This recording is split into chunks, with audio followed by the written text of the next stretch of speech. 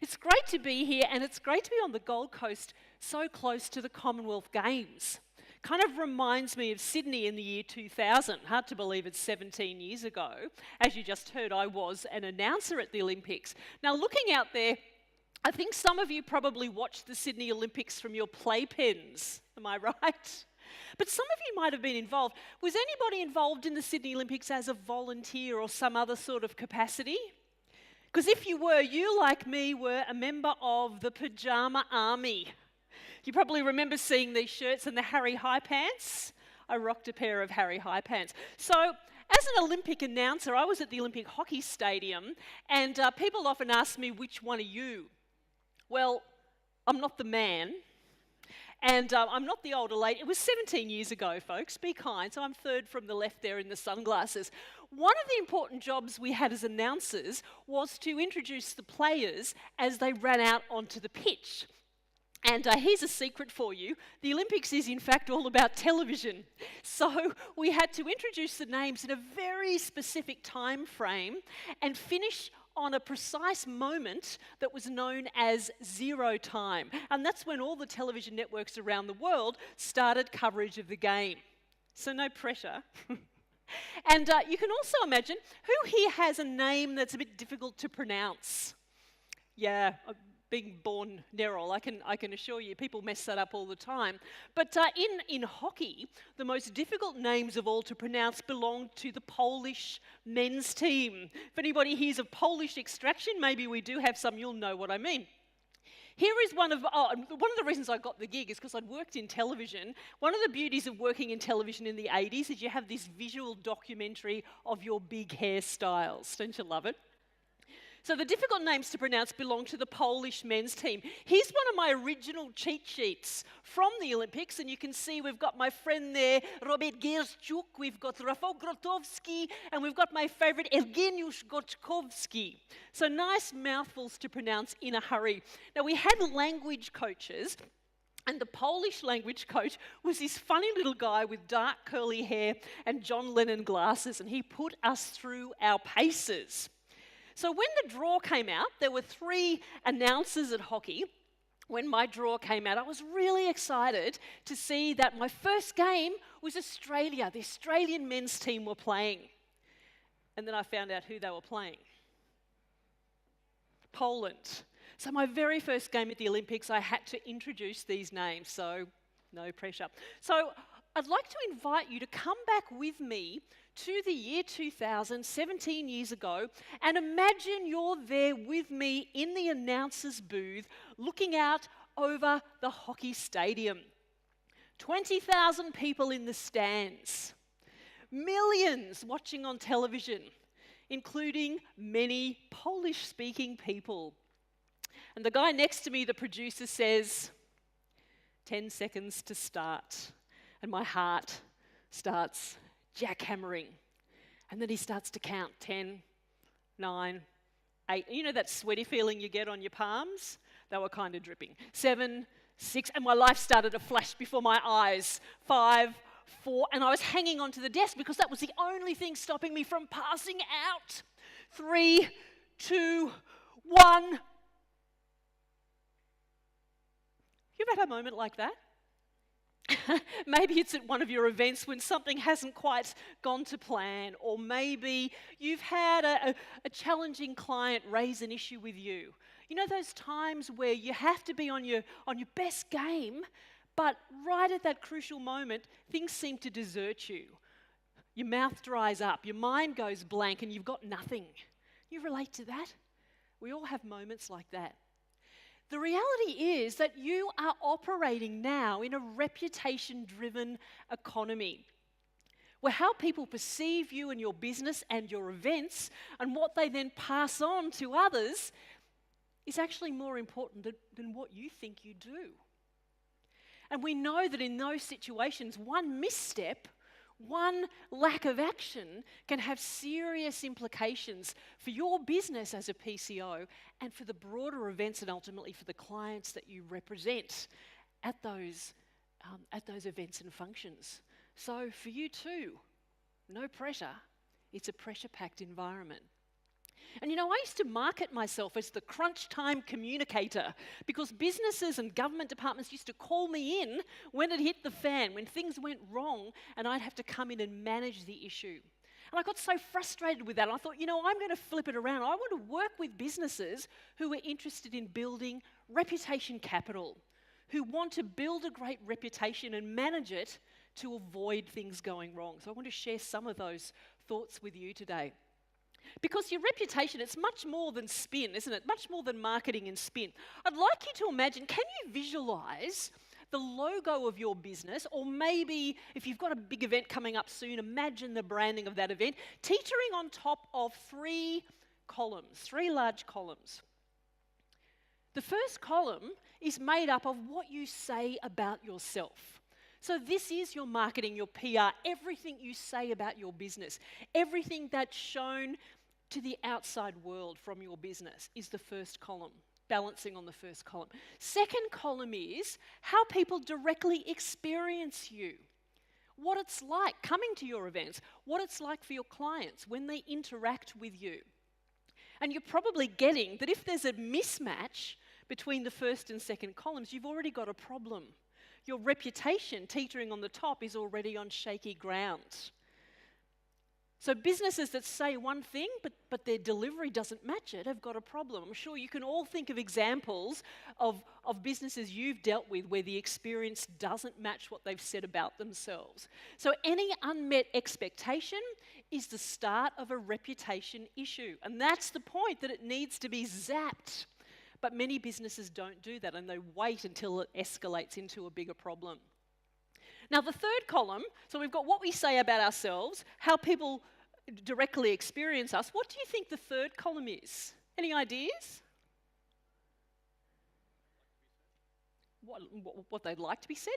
Maybe. Just think about it in a reputational context. What is the other key thing that drives your reputation? Absolutely. It's what other people say to others. And do you think in this social media age that third column has got disproportionately huge? I'd say it has. We can't control that column, but we can influence it by making sure we're building up our other two columns. Now, some businesses do this really well. I'm sure some PCOs do this brilliantly. Some don't do it so well. They focus so much on what they say about themselves, always saying how great they are, how great their events are, but their delivery doesn't match it. Or they spend so much time in the third column, paranoid about what people are writing about on Facebook about them, that they take their eye off the ball and forget about the basics. So building reputation capital, it's all about a balancing act. Now, how many of you employ staff? Quite a few, and I'm sure some of you are staff. So do you realise that employees in your business are your number one reputation ambassador? Your number one weapon or asset for good, depending on your relationship with them. Not just because they've got the tools that they can now speak to the outside world. There's this thing called the Edelman Trust Barometer. You might have heard of this. Edelman is a global PR firm, not the Edelston Trust Fund. That's something different. Edelman conducts a survey every year in about 25 countries and asks a question around, if people were to hear about your business, who would be the most credible source of information? Now, back in 2011, that question was asked, and the CEO, the business leader, if that's you in your PCO business, was rated as highly credible. Regular people, regular employees, somebody like you and me, moderately credible. Now, 2013, when the same survey was done, same question asked, what do you reckon had happened to those results? Any ideas? CEO, highly credible. Regular person, moderately credible. They'd reversed in 2 years. CEO now, moderately credible. Business leader, moderately credible. Regular employee, regular person, highly credible. And that's pretty much continued ever since the 2017 results. At the end there, you've got a person like yourself, CEOs right down towards the bottom. So we've got this whole shifting of influence. Okay, so it's the whole TripAdvisor syndrome, isn't it? We're highly influenced now by our peers, by people like us, more so than people with fancy titles, more so than owners and operators of businesses. So if you employ staff or if you are an employee, you need to start seeing that relationship in a different light. Now, there are a couple of other important things to bear in mind when building reputation capital. I thought, well, how can I give this to you in a way that you'll remember in the short time we have? So I've built it around the initials PCO. Can't get much more easy than that to remember. So the P stands for polish. This is Polish, not Polish in this context, because your reputation is like precious diamonds. It does need to be safeguarded, because you might take it for granted, but you certainly know it when it's not there. So polish your brand. And I'm not just talking about making sure you've got bells and whistles around your events. I'm talking about getting really clear on the inside of your brand, the essence of your brand. What is it you actually stand for? And I've always been inspired by the stories about the American space program in the 1960s. Because it was said that everybody came to work with one clear goal in mind. It didn't matter if you were the chief space engineer or the cleaner, which was to do what? American space program of the 1960s. Put a man on the moon. I have to say man because it was at the time. So imagine how that got people excited. Imagine the inspiration it gave them to get out of bed every day. So I challenge you to think about, what's your personal man on the moon in your business? If we had a full day workshop, we'd do some things to tease that out. But think about that, because once you've got that clear, it's then a matter of making sure you are exuding that through every pore of your business so that you've got a consistent message going out to the outside world. Our C stands for cherish. Cherishing your relationships, cherishing your networks. Now, we're all networked to within an inch of our lives, but now you are operating in a whole ecosystem of influence. I've just finished reading a book called The Reputation Game, which talks about how our networks are the conduit for our reputation. Think about it. If reputation is the collective perception of others, those relationships with anybody who can impact on or be impacted by your business are your channel to building that reputation. It's not slick marketing and spin. It's nurturing relationships with the people who matter most. So what are you doing to nurture those relationships?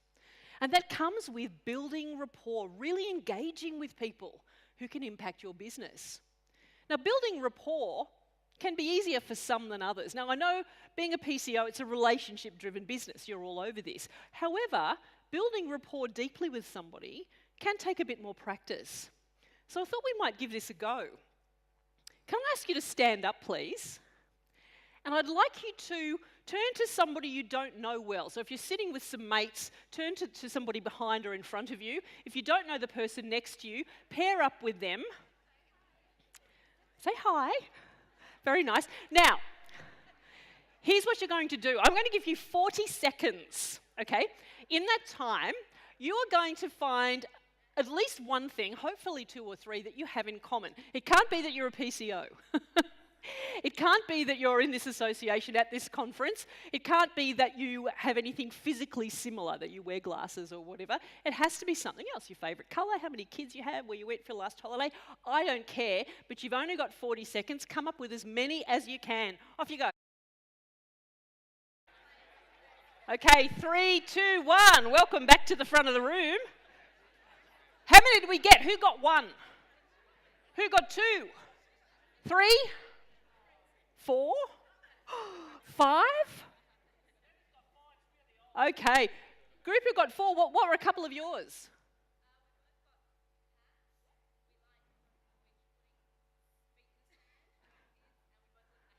Okay, both live in a house. There you go. That's rapport building, peoples. How about this group over here? What was one of yours? You got a wife.